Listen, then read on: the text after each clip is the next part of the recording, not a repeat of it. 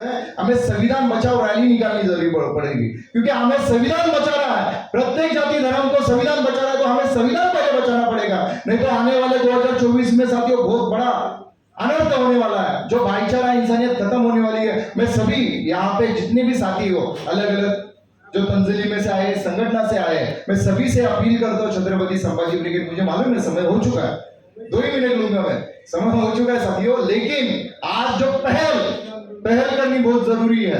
हमें संविधान बचेंगे तो हम बचेंगे। संविधान के ऊपर ही भारत टिका हुआ है और आरएसएस संविधान खत्म करना चाहती है। मैं सभी साथियों से, छत्रपति संभाजी ब्रिगेड से अपील करता हूं, संविधान बचाने के लिए आप सब साथ से छत्रपति संभाजी ब्रिगेड और जमाते इस्लाम हिंद को करेंगे, और ऐसी अपेक्षा व्यक्त करता हूं। और फिर से जमाते इस्लाम हिंद ने जो अच्छा भाईचारा का संदेश देने वाला प्रोग्राम यहाँ पे रखा, मैं छत्रपति संभाजी ब्रिगेड से उनका फिर से दिली शुक्रिया गुजार करता हूँ। और मैं यहाँ पे रुकता हूँ, जमाते इस्लाम टीम ने मुझे बोलने का संधि दिया है, उस वजह से धन्यवाद। सलाम अलैकुम, अल्लाह हाफिज, खुदा हाफिज।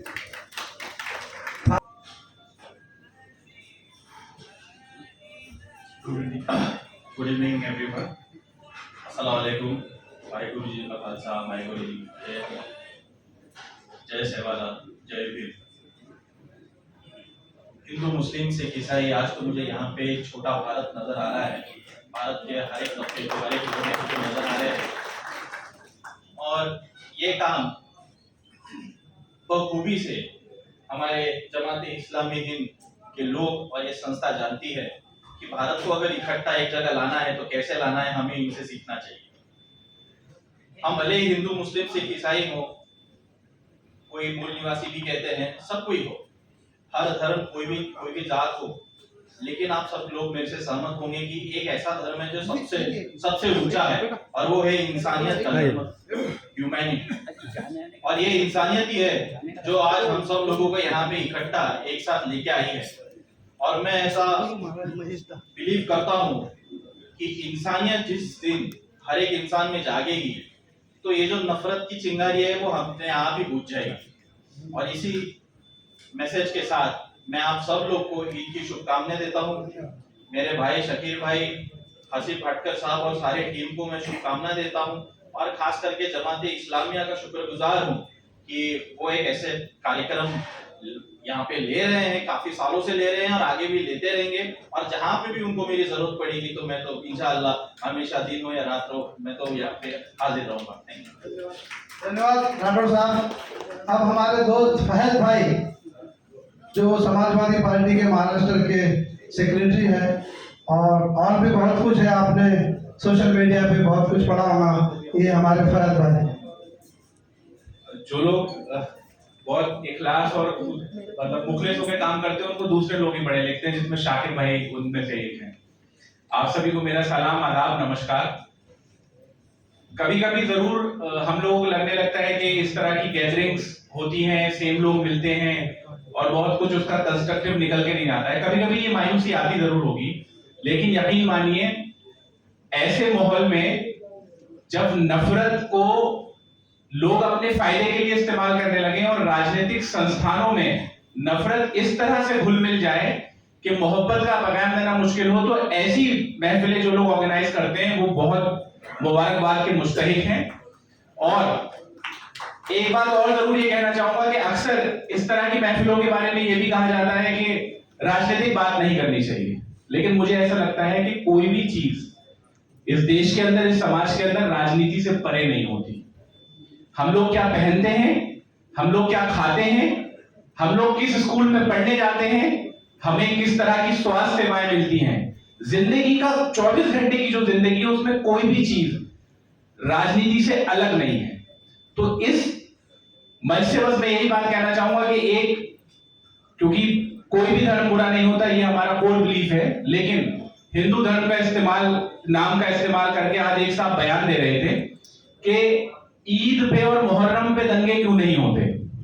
तो मैंने उनसे साफ साफ उनको जवाब देते हुए मैंने एक ही बात कही, क्योंकि ईद और मुहर्रम पे लोग इस तरह की महफिलें कर रहे होते हैं, किसी दूसरे धर्म को जाके गालियां नहीं दे रहे होते हैं, इतना फर्क है। तो अगर ये मैसेज हम यहाँ से लेके जाएं और ये मैसेज वहां तक पहुंचाएं कि ये ज्यादा दिन तक टिकने वाली नहीं है, ये नफरत जो है कहीं मतलब कहीं ना कहीं हमारे घरों का अंदर आके अटैक करेगी। बहुत सारे लोगों को आज हम बिल्कुल जो दिल्ली के अंदर जंतर मंतर पे इस देश के गोल्ड मेडलिस्ट और चैंपियंस प्रोटेस्ट कर रहे हैं, उनका पूरी तरीके से हम लोग सपोर्ट कर रहे हैं। लेकिन कुछ दिन पहले कुछ और लोग जब प्रोटेस्ट कर रहे थे तो उनको गलत गलत नेम कॉलिंग की जा रही थी। Let's not get into that and I definitely, which father was also saying just now before 1 minute I got a call from Manipur. Manipur is burning. How whatever you guys can do, like whatever we can do, like spreading the word, because Manipur is a regional minority. There is no, whether they have cut off the internet, they have cut off the call system, everything has been shut down in the Manipur. So let's pray for Manipur and let's wish that वहाँ के जो हालात हैं वो बेहतर हो जाए। बहुत बहुत शुक्रिया। शुक्रिया। अब हमारे बीच सदगुरु योगीराज श्री श्री डॉक्टर महेश दा वो भी तशरीफ रखते हैं। मैं उनसे विनती करता हूँ कि वो 2 शब्द बोले।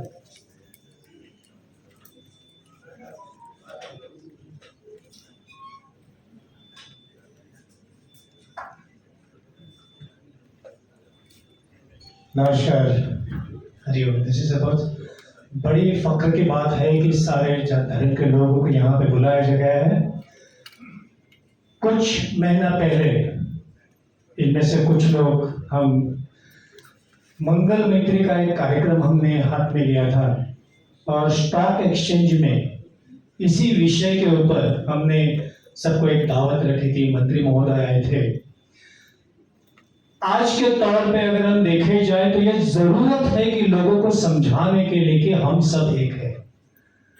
मैं जहां रहता था पहले, मैं योगी हूं, मैं क्रिया योगी हूं। मैं जहां पहले गांव में जहां पे रहता था, दहीसर वो गांव था तभी, और हमारे लिए बहुत फख्र की बात होती थी जब ईद आ गया तो हम सारे हमारे उन दोस्तों के घर पे जाते थे। दिवाली के दिन उनको बुलाते थे। क्रिसमस आ जाता था तो हम हमारे क्रिश्चियन भाई बहनों के घर पे जाते थे। माहौल कुछ अलग था, आज का माहौल कुछ अलग है। और इसीलिए जरूरी होता है कि जब हमें महसूस करते हैं कि जब हम एक सांस लेते हैं तो मेरे बाजू में कोई जो है, इन्होंने वो सांस को उच्छ्वास में दिया है, मैंने ली है। जब हवा ने कह दी कौन से धर्म जात से हम है, तो हम क्यों इसके अंदर मजहब तैयार करते हैं। जो भी दो, मैं थोड़ा लेट आया लेकिन 2 जो शब्द मैंने सुने बहुत दिल को छू गए कि इंसानियत जो चीज है। मैं जब लगभग 10 साल से मैं एक सन्यासी के रूप में रहता था, मैं तरसता था किसी इंसान को देखने के लिए, क्योंकि उस जगह पे कोई नहीं होता था। मैंने दोस्ती की थी पानी के साथ, झरनों के साथ, पौधों के साथ, मैं उनसे बातें करता था। आज जर्मन लोगों ने एक मशीन निकाली और कहा है कि बात सही है, पानी के साथ आप बात कर सकते हैं। 2 दिन पहले ही मैंने एक सबके सामने बड़ी मिसाल दी थी कि आप पानी से बात करो, देखो पानी से आपको जो रिएक्शन मिलेगी वो आपके समझ में आ जाएगी कि पानी ऐसे मत पियो, पानी ले लो, पानी से बातें करो। इतने सारे जगह से जो पानी, एक गिलास पानी जिसके ऊपर मेरा नाम है, वही उसी तरह जब मैं सांस लेता हूं, सांस छोड़ता हूं, तो ऊपर वाले जो भी तेरा नाम है, मैं यहां पे सांस ले सकता हूं। कितने लोग अस्पताल में हैं, तो हमें शुक्रिया अदा करना चाहिए हर एक के लिए, हर इंसान के लिए। कोई जैसे सही पर कोई जात धर्म हमने तैयार की है क्योंकि हमारे लिए की है। हमारे पारसी मित्र यहाँ पर बैठे हुए, वो भी हमारे साथ में थे। मैं सबसे गुजारिश करूंगा, सबसे बड़ा अगर कोई धर्म है तो वह निस्वार्थ प्रेम, निस्वार्थ क्षमाशीलता। इस प्रेम के साथ वो जो प्रेम होता है जो माँ बच्चों को देती है, वो प्रेम की बात कर रहा हूं मैं। यहाँ कोई बात ही नहीं होती तेरा मेरा। मैं जहां जहां पूरे वर्ल्ड में मैं घूमता हूं, मैं हर जगह पर मैं जाता हूं, लोग फख्र से कहते हैं मुझे, आप कहां से आए, भारत से आए, इंडिया से आ गए, आप कैसे एक साथ रहते हैं। मैंने बोला वही बात है, आप लोग हैं, शेक हैंड करते हैं, हम गले लगते हैं, दिल से दिल मिलाते हैं। ये दिल से दिल मिलाने के लिए यहाँ जो बुलाया गया है, इसके लिए मैं सबको शुक्रिया देता हूँ। मेरी बहुत बहुत शुभकामनाएं सबके साथ में। और हम सब मिलके ये मैत्री का कार्यक्रम आगे बढ़ाएंगे। धन्यवाद। अब हमारे बहुत ही सीनियर और हमारे सभी हमारे कामों में जो ह्यूमन राइट्स के ताल्लुक से जो मानवता का जो उल्लंघन होता है उसमें हमेशा हमारे साथ रहते हैं और एक जिनका बहुत ही नाम है इंसाफ की दुनिया में, हमारे अजीज जस्टिस अभय टिप्से साहब, मैं चाहूँगा कि वो भी 2 शब्द हमारे सामने बोलो।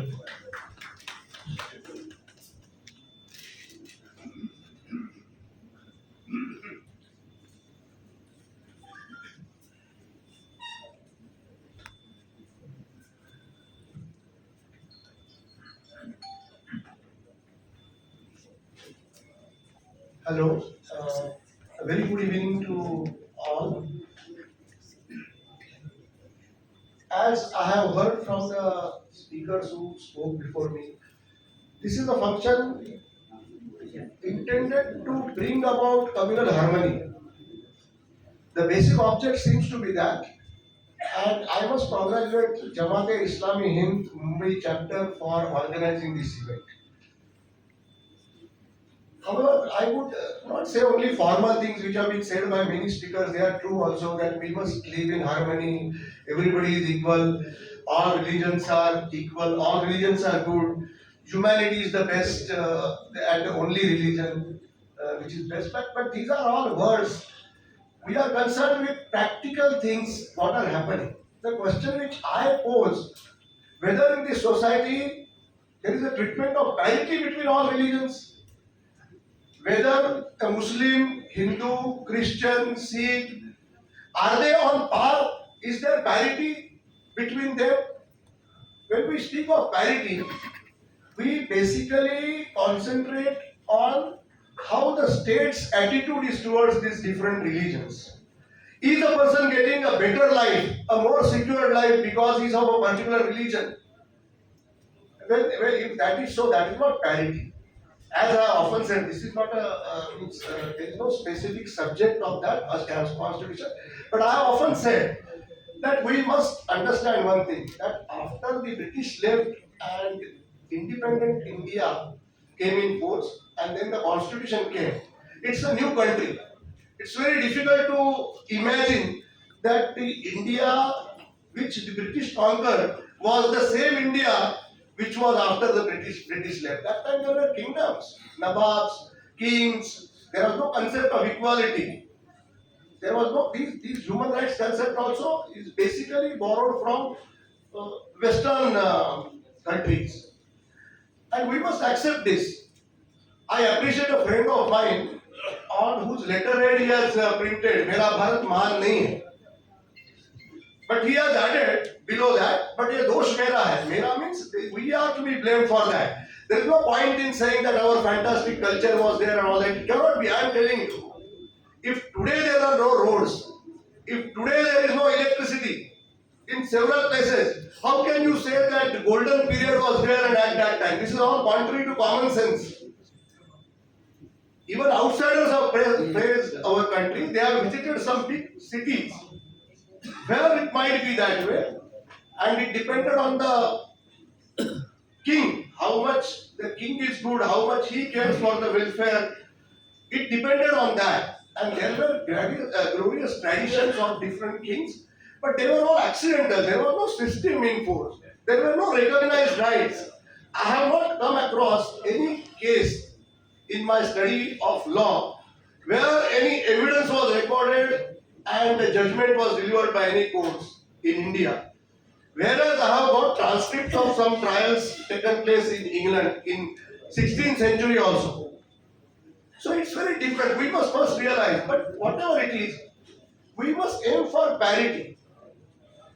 I feel that, so long the majority is nurturing a grievance against the minorities, attributing falsely the minorities to be the cause of all their miseries, frustrations, then this is capitalized by some shrewd people.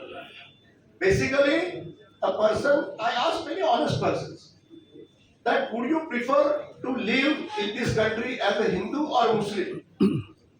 I'm talking about those who are advocating those philosophies. But they were speechless because they could not say. Now, these were the very people. Why I asked them? Because they were saying that minorities were being pampered and minorities get advantage. So I asked them that would you prefer to live that life? Then they are not ready. Then they are not ready. They were honest to keep quiet at least. So this is all false. We must do one thing. Somebody said about judiciary.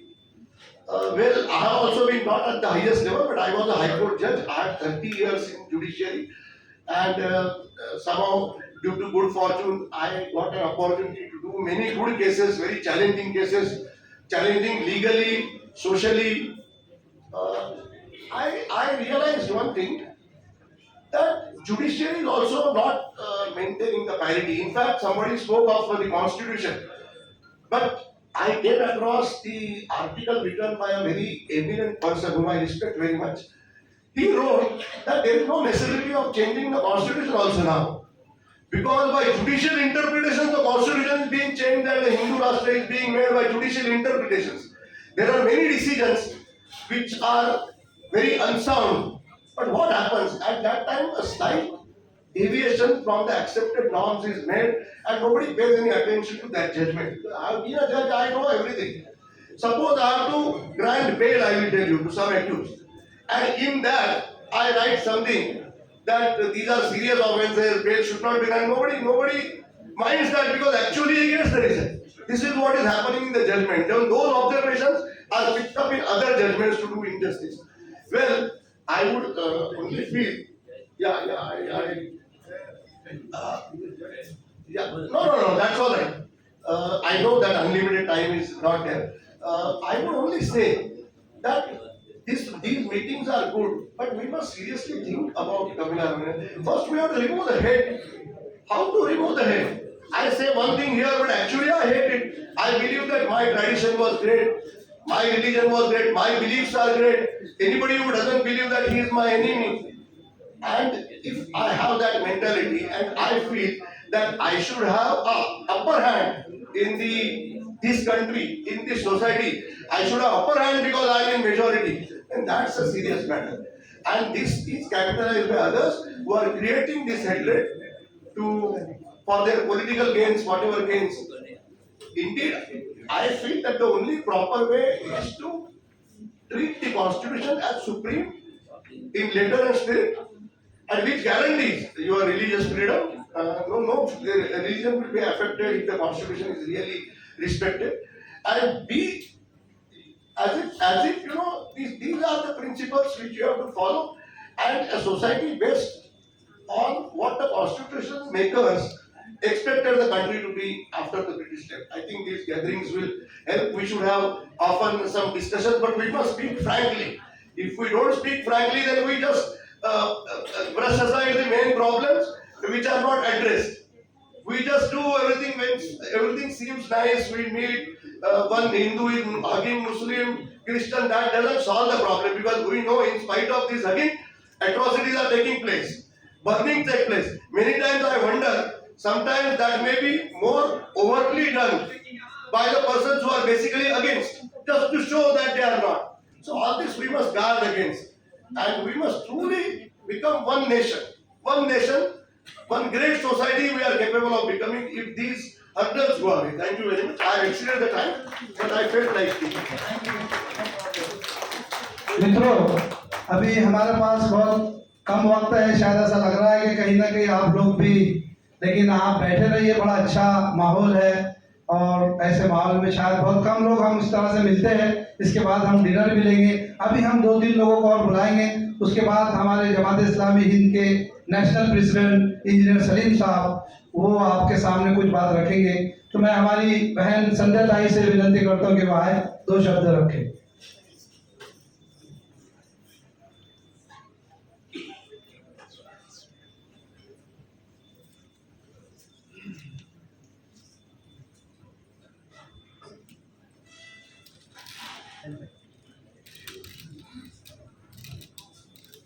सभी को ईद मुबारक। और आज hall में हम सब मिलके सब आए हैं तो एक ये बहुत हमारी एक गंगा जमुनी तहजीब है, वो हम एक संस्कृति के कारण हम यहाँ पे आए हैं। और हमारा संविधान 25 आर्टिकल नंबर 25 जो है उसने हमें ताकत दी है कि हम धर्म का पालन करें, कोई भी हमें जो चाहिए वो उसका हम पालन कर सकते हैं और एक दूसरे का आदर भी कर सकते हैं। और इसीलिए संविधान को भी हम आगे, संविधान को ही हम एक आगे अपना जो लड़ाई है तो संविधान के तहत हम करना चाहिए। और इसीलिए मुझे आज गांधी जी की भी बहुत याद आती है आज के इस अवसर पर, और गांधी जी की ये प्रार्थना के साथ ही मैं ये सलोखा हम सबके बीच में रहे, ऐसे मैं एक प्रार्थना करती हूँ। रघुपति राघव राजा राम, पतित पावन सीता राम, ईश्वर अल्लाह तेरो नाम, सबको सम्मति दे भगवान, रघुपति राघव राजा राम। मौलाना फैयाज बाकी साहब, मैं उनसे विनती करता हूँ कि आया बहुत ही शॉर्ट में अपनी बात रखें।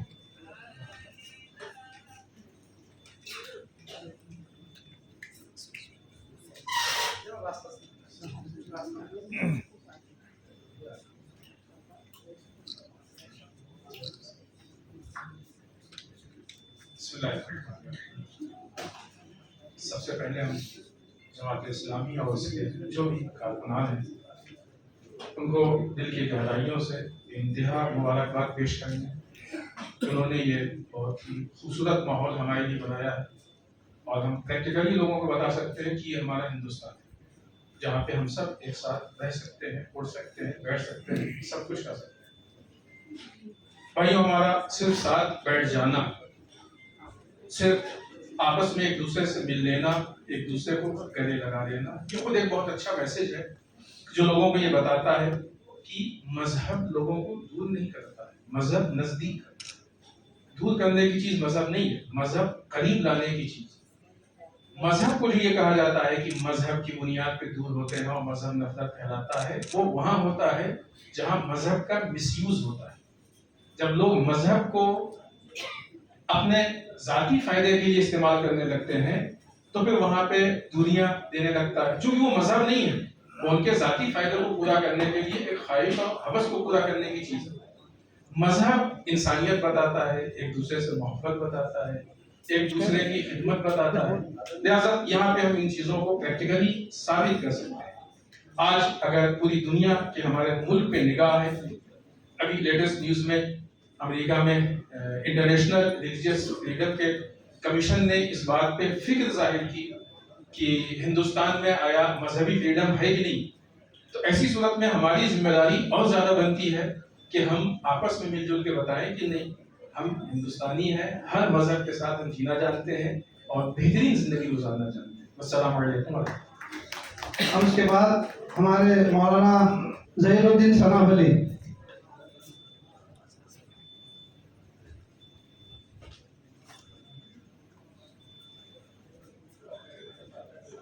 अस्सलामु अलैकुम वरहमतुल्लाहि वबरकातुहू। अल्हम्दुलिल्लाहि रब्बिल आलमीन वस्सलातु वस्सलामु अला रसूलिहिल करीम, अम्मा बाद। हम यहाँ पर इत्तिहाद, इंसानियत, यूनिटी और एकता के लिए जमा हुए हैं। चूँकि इस्लाम से मेरा ताल्लुक़ है, इस्लाम के हवाले से बहुत सारी जो गलत फहमियाँ लोगों के यहाँ पर पैदा की गई हैं, तो मुनासिब समझता हूँ कि इस्लाम के अंदर इंसानियत क्या है वो मैं बता दूँ। अल्लाह के नबी सल्लल्लाहु अलैहि वसल्लम की एक इंतहाई जामे तरीन हदीस है। आप फरमाते हैं कि खैरुन्नास अनफअहुम लिन्नास, लोगों में सबसे बेहतर वो है जो लोगों में सबसे ज़्यादा फायदेमंद हो। हकीकत ये है कि इंसानियत को हमें आगे बढ़ानी चाहिए, ख़ास करके इस मुल्क के अंदर जो मुख्तलिफ अनासिर नफरतें फैलाती हैं, तो हमें ऐसे मौके पर मोहब्बत को फैलाना चाहिए। एक तरफ नफरत के सौदागर हैं, हम यहाँ पर जमा हुए हैं, जमा होने का मकसद क्या है, उस मकसद को समझना चाहिए, फिर पैगाम लेना चाहिए और उस रास्ते पर चलना चाहिए जिस मकसद के लिए हम यहाँ पर हाजिर हुए हैं। मकसद यही है कि हम यूनिटी को आगे बढ़ाएं, इत्तेहाद को आगे बढ़ाएं, एकता को आगे बढ़ाएं, इंसानियत को आगे बढ़ाएं। तो हमारी पहली जिम्मेदारी ये है कि हम इंसानियत के रास्ते पर खुद चले, जितने यहाँ पर लोग हैं। दूसरे ये है कि जो लोग नफरत के सौदागर हैं उनके खिलाफ हम मोहब्बत के सौदागर बन जाएं, तो यकीनी तौर पर ये जो मुल्क जिसके अंदर मुख्तलिफ मजहब के मानने वाले रहते हैं, यहाँ पर फिर इत्तेहाद कायम हो सकता है, यहाँ पर फिर मोहब्बत कायम हो सकती है और इंसानियत फिर उजागर हो सकती है। यहीं पर मैं अपनी बात को ख़त्म करता हूँ। इस मौके पर मैं जमात इस्लामी हिंद के तमाम अफराद को मुबारकबादी पेश करता हूँ कि उन्होंने ये इंतहाई बेहतरीन एक इजलास का इनेकाद किया। अल्लाह रब्बुल आलमीन उनको बेहतरीन जज़ाए खैर दे। मुबारक कापड़ी साहब जो कि एजुकेशनिस्ट है। अस्सलाम वालेकुम सर्व बांधव भगिनींना ईद मुबारक। जमात इस्लामी तर्फे इस्लामच्या बद्दल जे काही गैरसमज आहेत त्यासाठी मराठीमध्ये खूप त्यांनी साहित्य प्रिंट केलेलं आहे। मी सर्वांना सांगतो की ते जमात इस्लामी ते साहित्य वाचून इस्लाम बद्दलचे जे काही गैरसमज आहे ते दूर करा। इस्लाम बद्दल पहिला गैरसमज असा असतो की हे दहशतवाद पसरतो। इस्लाम या कुरानमध्ये खंड 5 श्लोक 32 ही एकमेव अशी असा धर्म आहे ना, समजा की तुम्ही जर एका कुठल्या निष्पाप माणसाला मारला तर जणू संपूर्ण मानव जातीला मारला, हे सांगणारा इस्लाम एकमेव धर्म आहे। ह्याच्यामध्ये जे दुसरे आर्थिक जे आहेत आम्हाला म्हणजे प्रत्येक वर्ष आपल्या नफेतून किमान 2.5 2.5% आम्हाला गोरगरिबांना ते वाटेला जकात म्हणतात। त्याच्याशिवाय एक अशी हे आहे हदीस म्हणजे आमचा प्रेषित मोहम्मद सल्लल्लाहु अलैहि वसल्लमचं काय म्हणणं, त्यांनी म्हटलं की तुमचे जर कुठलाही शेजारी हिंदू मुस्लिम असं काही नाही, तुमचा जर कुठलाही शेजारी जर उपाशी आहे तर तुमची कुठलीही उपासना कुठलीही इबादत अल्लाहला कबूल नाही आहे, हे याच्यामध्ये सांगण्यात आले। त्याच्यामध्ये बरेच असे आहेत की आपला गैरसमज लोकांचा होतो। स्त्रियांबद्दल त्याचं हे आहे नाही, त्यामुळे काय आहे की हे जी एक स्त्री ही जी आहे मॅरिड लाईफ जी आहे ती एक स्वस्थ आहे आणि पुरुष जो आहे त्याचा एक हेड आहे, त्याचा इज अ कव्वाम, is the head of the family. त्याच्या पलीकडे आणखी असं काही नाही की स्त्रिया कमी दर्जा आहे असं काही नाही। आमचे प्रेषित मोहम्मद सल्लल्लाहु अलैहि वसल्लम शेवटचा आपला जे त्यांनी सरमन दिला होता, जे त्यांचं जे भाषण होता त्याला हजतुल विदा म्हणतात। त्यांनी स्पष्ट सांगितलं की कोणीही कुठलाही माणूस त्यांचा रंग वंश जात ह्याच्यामुळे तो श्रेष्ठ नाही होऊ शकत नाही। तर हे आमच्यामध्ये मुस्लिमचा इस्लाममध्ये काही असं काही हे नाही आहे आणि ते असे बरेच असे काही हे आहेत त्याच्याबद्दल आम्हाला त्याची गैरसमज। नमाज जी आहे ते काय एकाग्रता वाढवावी, वेळेचं सुनियोजन विद्यार्थ्यांसाठी हे जे आहे आणि मन शक्ती जी वाढवावी यासाठी नमाज। तर दुसरा उपाय जो आहे तो वर्षामध्ये एक 30 दिवस रोजे एक कठोर प्रशिक्षण, एक हार्ड ट्रेनिंग 1 महिन्यामध्ये, त्याच्यावर पण इलाज झाल्यानंतर त्याची डेट एक्सपायर झाली असं समजायचं असतं। हे असे आमचे जे काही हे आहे त्याबद्दल गैरसमज करण्यासाठी जमात इस्लामीने मराठीमध्ये बरेच काही लिटरेचर दिलेलं आहे, त्याचं वाचन केल्यानंतर वही होऊ शकतं। थँक्यू, धन्यवाद। श्री कृष्ण अग्रवाल जी जो आप पार्टी के प्रेसिडेंट हैं वो यहाँ पर आए, चले गए? अच्छा,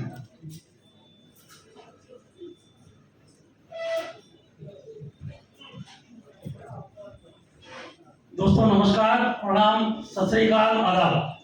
मैं बहुत कम समय लूंगा। मैं खुश रहता हूँ। धर्म और मजहब की बहुत बातें हो गई, एकता की बहुत बातें हो गई। मैं खुश रहता हूँ और सबको खुश रखता हूँ। मैं खुश रहता हूँ और सबको खुश रखता हूँ। मैं बहुत लापरवाह हूँ पर सबकी परवाह करता हूँ। मुझे मालूम है मेरा कोई मोल नहीं, फिर भी आप जैसे अनमोल लोगों से रिश्ता रखता हूँ। फिर भी आप जैसे अनमोल लोगों से रिश्ता रखता हूँ। दोस्तों बात हो रही है धर्म मजहब की। मैं सिर्फ और 1 मिनट लूंगा कि अकेले जब आदमी रहता है तो उसका जीवन व्यर्थ हो जाता है। अकेले हम बूंद हैं, अकेले हम बूंद हैं, मिल जाएं तो सागर हैं, अकेले हम धागे हैं। मिल जाएं तो चादर हैं, अकेले हम कागज हैं, पेज हैं, पन्ने हैं, पेपर हैं। मिल जाएं तो किताब हैं, अकेले हम मिट्टी हैं, पत्थर हैं, रोड़े हैं, लोहा है, लक्कड़ हैं। मिल जाएं तो हम इमारत हैं, और अकेले हम महाराष्ट्र हैं, गुजरात हैं, केरल है, आंध्रा है, ना मालूम कितने स्टेट है। सारे मिल जाए तो भारत है, सारे मिल जाए तो भारत है। बहुत बहुत शुक्रिया आपका, बहुत बहुत शुक्रिया, धन्यवाद। मिस्टर विश्वास कोटगी साहब।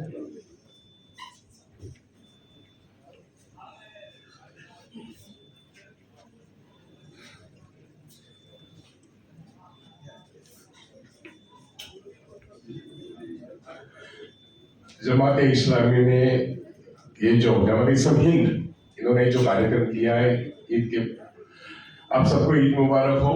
ईद एक खुशियों का दिन है। अभी सभी धर्म के लोग यहाँ पर आके अपनी बात रखते हैं। हम तो इतना ही जानते हैं कि मानव धर्म सबसे बड़ा है, और मानव धर्म में ये सब जो धर्म है दुनिया में तैयार हो गए हैं, ये तो हर जाति हर जगह निसर्ग जो है उसके मुताबिक ही बनते रहता है। साहिर लुधियाना ने एक हिंदी फिल्म में जो लिखा है, मुझे याद आ रहा है कि मजहब नहीं सिखाता आपस में बैर रखना, हिंदी है हम, हिंदुस्तान हमारा। तो ये जो एक मसला है ये आज के तारीख में मुझे बहुत इम्पोर्टेंट लगता है, क्योंकि देश का माहौल बहुत खराब हो रहा है, समाज में माहौल बहुत बिगाड़ा जा रहा है। मेरा धर्म बड़ा, आपका धर्म छोटा, ये जो बात चल रही है, और मैं ही राज करूंगा, ये जो बात है ये गलत है। इसलिए हमें सबको मिलके एक अपना देश के बारे में, अभी किसी ने कहा अंतिमतः हम भारतवासी हैं, हम मिलजुल कर रहेंगे और इंसानियत का धर्म जो है उसको आगे ले जाने के लिए कोशिश करेंगे। एक बात संविधान की जो सब लोगों ने कही वो बहुत महत्वपूर्ण है। वो इसलिए है कि संविधान ये कहता है कि भाई सरकार को कोई धर्म नहीं होना चाहिए, आपका धर्म आपके घर में अच्छी तरह से आप उसका मतलब जो संस्कार है उसकी तरह से करो, लेकिन कोई भी स्टेट को रिलीजन नहीं होना चाहिए। ये बात सबसे अहम है। जब स्टेट अपनी रिलीजन की बात करता है तो नफरत पैदा करता है, और हम सबको एक साथ आके उस नफरत के खिलाफ लड़ना है। मैं समझता हूँ ईद की खुशियां बांटते हुए हम सब धर्मियों को एक साथ आके नफरत वालों के खिलाफ हम काम करें, और नफरत फैलाने वालों को उनके खिलाफ काम करें। मणिपुर में जो हो रहा है, जो फादर ने बताया, उसके खिलाफ हमको काम करना है। भारत को एक साथ रखना है, इसलिए हिंदी है, हिंदुस्तान हमारा है, हम भारतवासी है। साथियों, नफरत तोड़ दो और सारे धर्म को जोड़ दो तो हिंदुस्तान जुटा रहेगा। धन्यवाद। धन्यवाद। इसके बाद हमारे मित्र रुपेन जी, जो कि आप पार्टी के वर्किंग प्रेसिडेंट है, मैं उनसे विनती करता हूँ कि 2 शब्द बोले। Thank you. सबसे पहले आप सभी लोगों को ईद मुबारक। ये मैं जरूर यहाँ पे कहना चाहूंगा कि ईद केवल मुसलमान त्योहार नहीं है, ये एक अमन और शांति का त्योहार है, भाईचारे का त्योहार है। और आज जिस तरीके का वातावरण हम पूरे देश भर में देख रहे हैं, वो नफरत को सिस्टमैटिकली फैलाया जा रहा है। चाहे वो आप न्यूज चैनल खोल लो, चाहे आप सोशल मीडिया खोल लो, तो आपको हर जगह हेट की फैक्ट्रियां वहां पे मिलेंगी। और आखिरी चीज तो ये कि अगर कुछ चोर साथ में आके नफरत फैलाने की कोशिश कर रहे हैं, तो सारे अच्छे लोग साथ में आके प्यार फैलाने की कोशिश जरूर कर सकते हैं। और आज यहाँ पे जमात इस्लामी हिंद के सारे लोग को मैं मुबारकबाद देना चाहूंगा कि इन्होंने ये पहल की। बहुत बहुत मुबारक, आपने मुझे यहाँ पे बुलाया, सुना। बहुत बहुत धन्यवाद। Thank you so much. Manoj Merchante ji. Manoj Merchante ji ये वंचित पार्टी से है। मैं चाहूंगा कि बहुत ही शॉर्ट में कहा कि हमारे और 2-3 लोग बाकी, आप शॉर्ट में बात करें। Thank you so much. Eid का त्योहार सब मुस्लिम भाई नहीं तो भारत के हर देशवासियों को सबको मुबारक देना चाहता हूँ।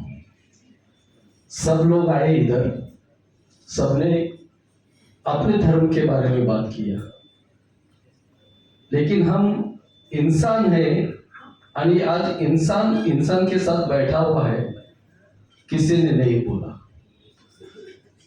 हम जब धर्म से आगे जाएंगे, इंसान की बात करेंगे, तो धर्म की नफरत जो बीज बोए रहे हैं, उनका कोई भी जो एजेंडा है वो इस देश में नहीं लागू होगा। मैं चाहता हूं कि हम हिंदुस्तान वो चाहते हैं कि हिंदुस्तान राष्ट्र हुए, लेकिन बाबा साहब अम्बेडकर कहते हैं कि इंडिया इज भारत और Bharat is a India.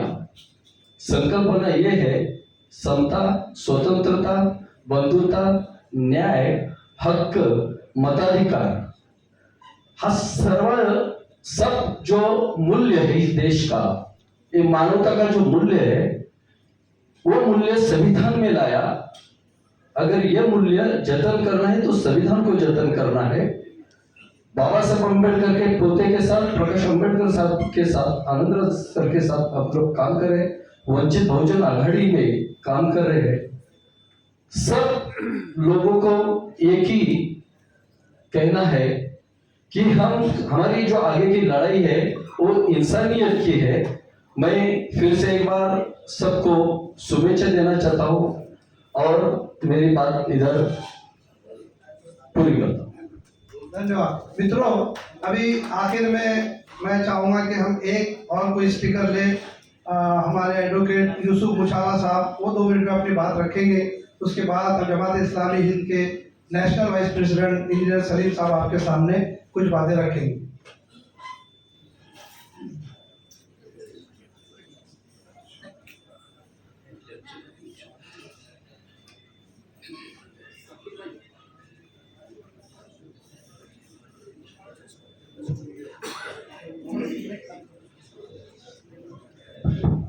Assalamualaikum, Moses Hazari.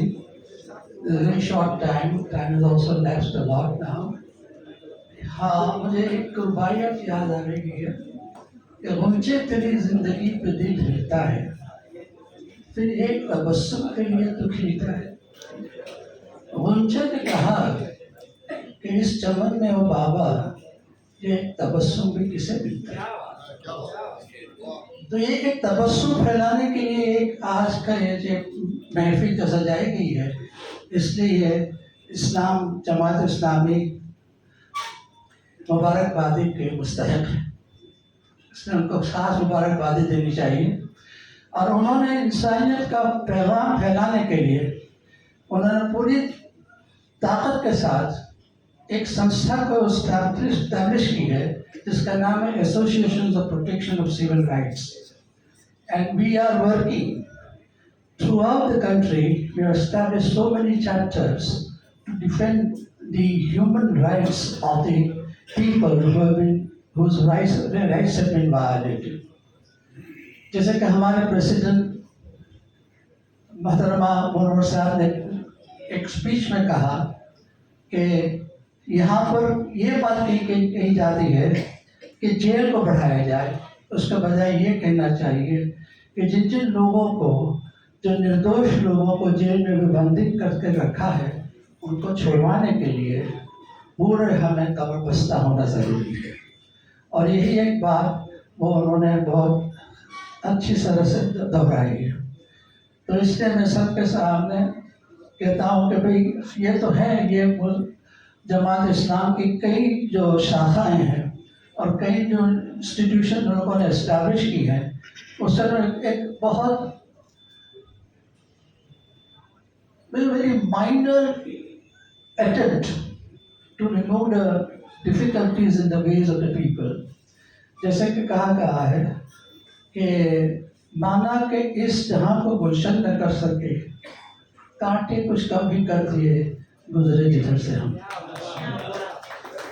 तो मित्रों, मैं शायद इसको जल्दी खत्म करूंगा तो हो सकता है कि कुछ हमारे हमारे बहुत ही अच्छे करीबी दोस्त नाराज हैं। मैं और कुछ दो नाम, इसमें से हमारे डॉक्टर आसिफ शेख जो कि पहले माजी स्टेट मिनिस्टर राज्य मंत्री रह चुके हैं और मीरा भाईंदर के विरोधी पक्ष नेता हैं, लेकिन मेरी उनकी विनती रहेगी कि बहुत ही 2 मिनट में बोले, उसके बाद हमारे डॉक्टर सभी बुबेरे वो कुछ बोलेंगे। डॉक्टर आसिफ भाई।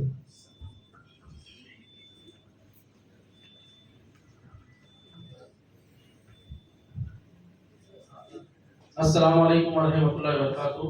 नमस्कार, गुड इवनिंग, सहस्त्रता। जमात इस्लामी हिंद मुंबई की जानिब से ईद के इस मुबारक मौके पर जो सभी हम लोगों को यहाँ पर अलग अलग धर्म लोग के लोग यहाँ पर एक साथ यहाँ पर बोलने बुलाया और रूबरू होने का मौका दिया, इसलिए मैं आप सभी का शुक्रिया अदा करता हूँ। कहते हैं कि हयात लेके चलो, कायनात लेके चलो, चलो तो सारे जमाने को साथ देकर चलो।